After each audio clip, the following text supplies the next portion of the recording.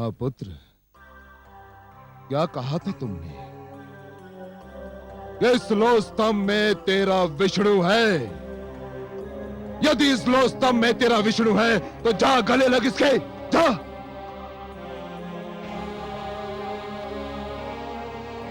आगे बढ़ दुष्ट, अपने विष्णु का आलिंगन कर, जा। जो आज्ञा पिताश्री, आपका आशीर्वाद चाहिए। ओम नमो भगवते वासुदेवाय। ओम नमो, ओम नमो।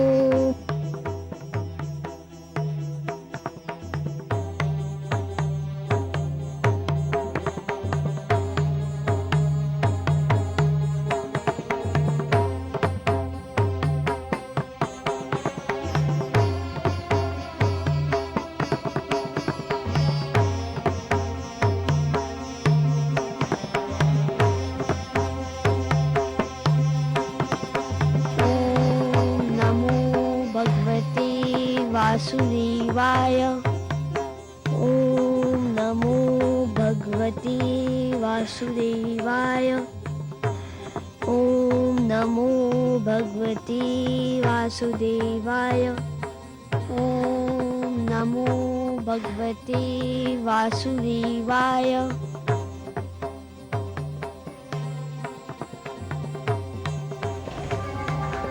मैं अपने विष्णु के गले लग गया पिताश्री। धूर्त कपटी, अवश्य तेरे पास मायावी शक्तियां हैं जिसकी सहायता से तूने इस लो स्तंभ को ठंडा कर दिया।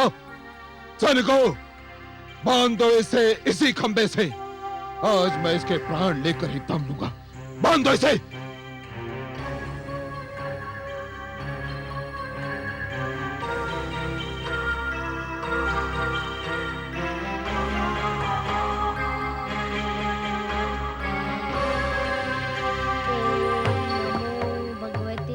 वासुदेवाय। ओम नमो भगवते वासुदेवाय। ओम नमो भगवते वासुदेवाय। ओम नमो भगवते वासुदेवाय।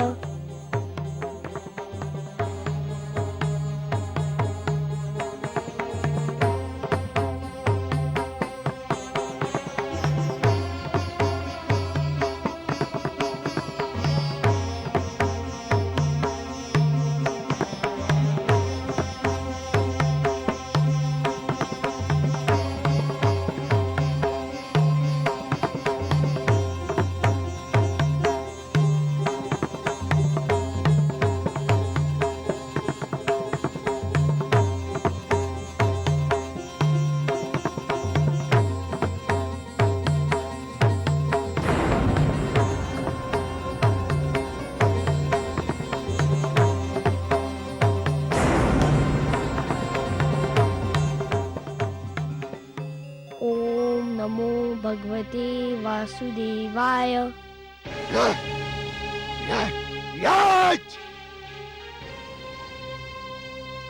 अब तुझे कोई नहीं बचा सकता, तेरा विष्णु भी नहीं। हाँ,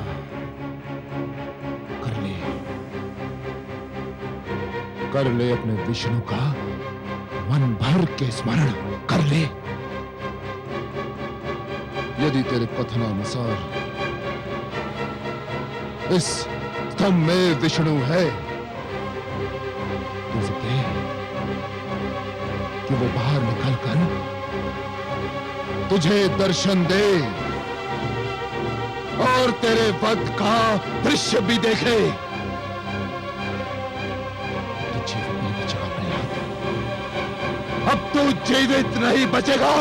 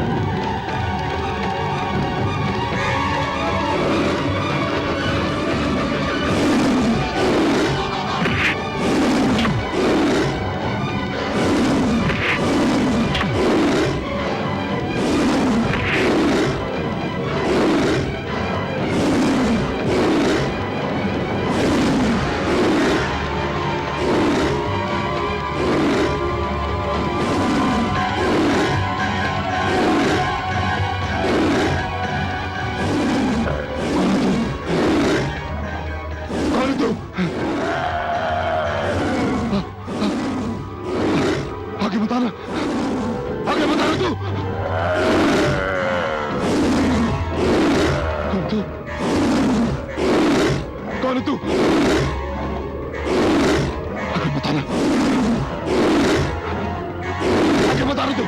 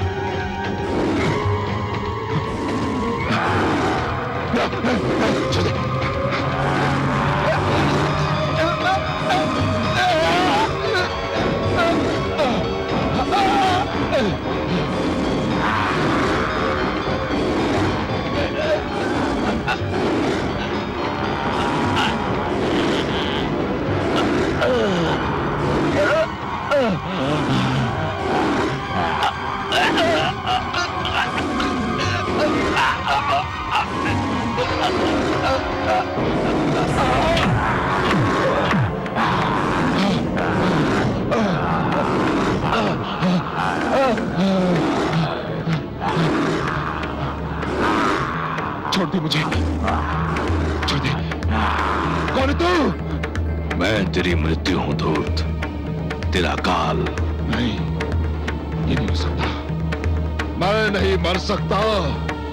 मैं भगवान हिरण्यकशिपु हूं। मैं नहीं मर सकता। क्यों नहीं मर सकता दुष्ट?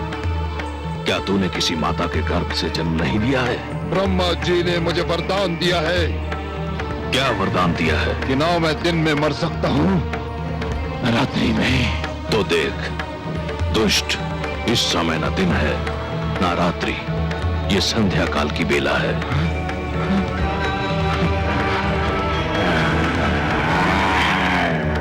ना मैं घर के भीतर मर सकता हूं, न घर के बाहर।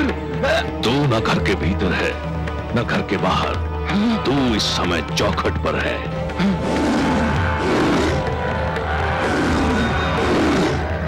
ब्रह्मा जी ने कहा था कि ना मैं धरती पर मर सकता हूं, आकाश में। ब्रह्मा ने सत्य कहा था। देख तू इस समय ना धरती पर है ना आकाश में, तू धरती और आकाश के मध्य मेरी गोद में है। और क्या कहा था भाग्य विधाता ने? उन्होंने कहा था कि ना मुझे पशु मार सकता है न मानव। मुझे ना कोई पशु मानेगा ना मानव। मैं आधा नर और आधा सिंह, मेरा नाम नरसिंह है। और क्या कहा था? उन्होंने कहा था कि मेरी मृत्यु न शस्त्र संभव है न अस्त्र से। मेरे हाथों में ना कोई अस्त्र है ना शस्त्र। मैं अपने नखों से तेरा उदर चीर कर तेरा वध करने जा रहा हूं। अरे बचाओ, अरे बचाओ, कोई। तेरा अंत निकट आ चुका है मूर्ख। तू बच जाता तो एक ऐसी परंपरा का जन्म होता जो समस्त सृष्टि के लिए अनर्थकारी सिद्ध होती। पिता जन्मदाता है, यदि वही अपने पुत्र का वध करने लग जाए तो सृष्टि का क्या होगा? बचाओ।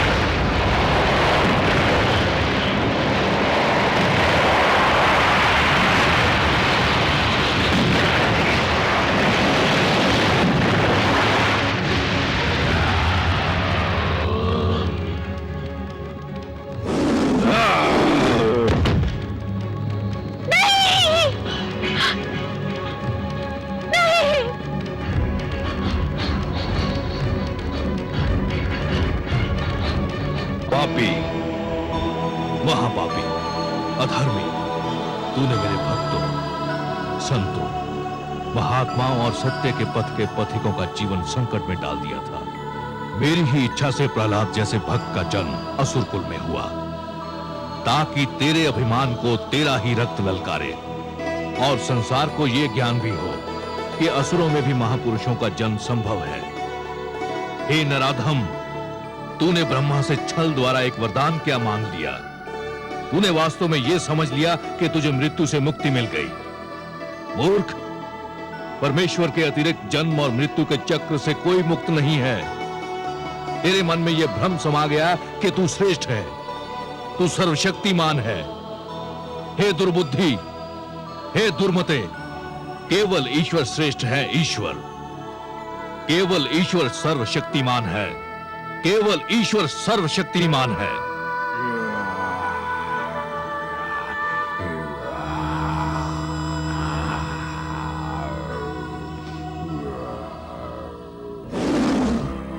शांत हो जाइए हे विश्वेश्वर, शांत हो जाइए। नहीं, आज संसार को यह ज्ञात हो जाना चाहिए कि परमेश्वर की शक्ति को ललकारने वालों का क्या परिणाम होता है।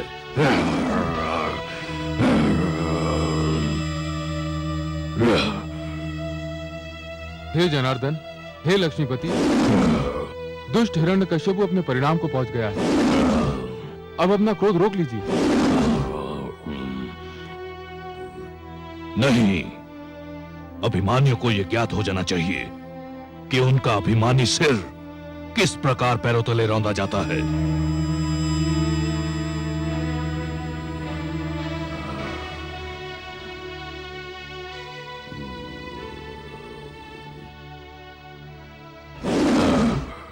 हे वासुदेव, आपने न्याय कर दिया है। हिरण्यकशिपु के शरीर के साथ उसका अभिमान भी ठंडा पड़ चुका है। अब अपने प्रकोप को समेट लीजिए, नहीं तो समस्त सृष्टि उसकी चपेट में आ जाएगी। इस पापी ने स्वयं को ईश्वर कहा था, स्वयं को सर्वशक्तिमान कहा था, मेरे भक्तों को कष्ट दिया था। देख ले, आज समस्त संसार देख ले कि स्वयं को ईश्वर कहने वाले, स्वयं को सर्वशक्तिमान मानने वाले किस प्रकार धूल में मिला दिए जाते हैं।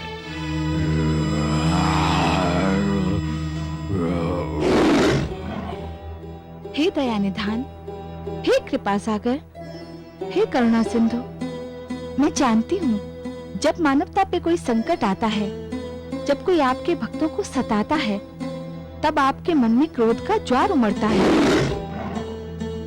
परंतु हे सर्वेश्वर, आपके भक्तों के शत्रु को आपने अपने हाथों से मारा है। अब तो आप शांत हो जाइए। कैसे शांत हो जाऊं? अधर्म को कैसे सहन कर लूं? अधर्म मेरे समक्ष मृत पड़ा है और अधर्म को तो मैं मृतक रूप में भी नहीं दे सकता।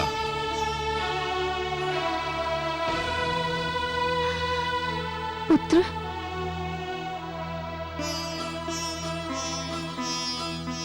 पुत्र, इनके क्रोध का कारण है तुम्हारा कष्ट। केवल तुम ही इनके क्रोध को शांत करा सकते हो। यदि इनका क्रोध शांत नहीं हुआ तो प्रलय आ जाएगी, सारी सृष्टि संकट में पड़ जाएगी। आओ पुत्र। ओम नमो भगवते वासुदेवाय।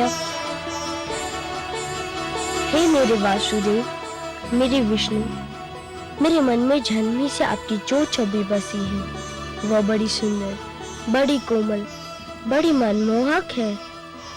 मैंने हर पल उसी छवि को पूजा है। हे जगदीश्वर, मुझे आपके इस विकराल रूप से डर लग रहा है। मैं जानता हूँ आपके क्रोध का कारण है मुझे दी जाने वाली यातनाएं, मुझे पहुँचाया जाने वाला कष्ट। उन यातनाओं और कष्ट का आपकी कृपा से अंत हो चुका है। हे वासुदेव, विश्वास कीजिए, मैंने आपसे अपने भाई अल्लाद और गुरुजन शंडर अमर के जीवन की भिक्षा अवश्य मांगी थी, परंतु पिताश्री के जीवन की भिक्षा कदापि नहीं मांगूंगा। वे आपके बैरी थे, आपने न्याय कर दिया। अब आप शांत हो जाइए और मुझे अपना वह मधुर रूप दिखा दीजिए जो मेरे मन में बसा हुआ है।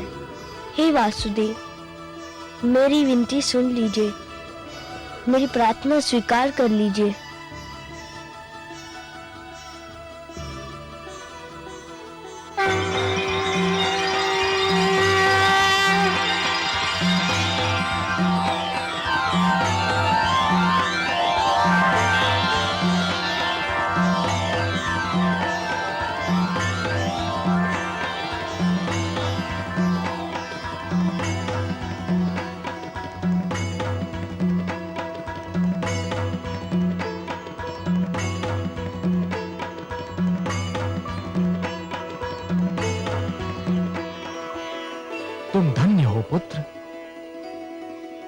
तुम धन्य हो।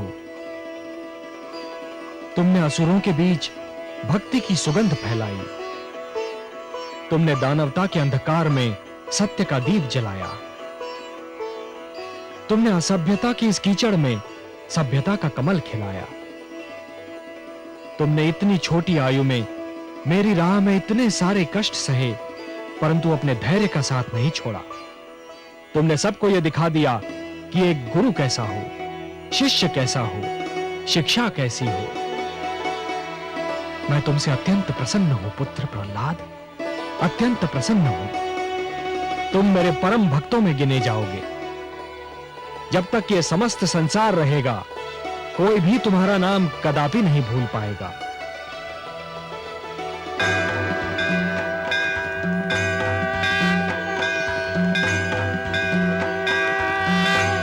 परित्राणाय साधूनां विनाशाय च दुष्कृतां धर्म संस्थापनार्थाय संभवामि युगे युगे।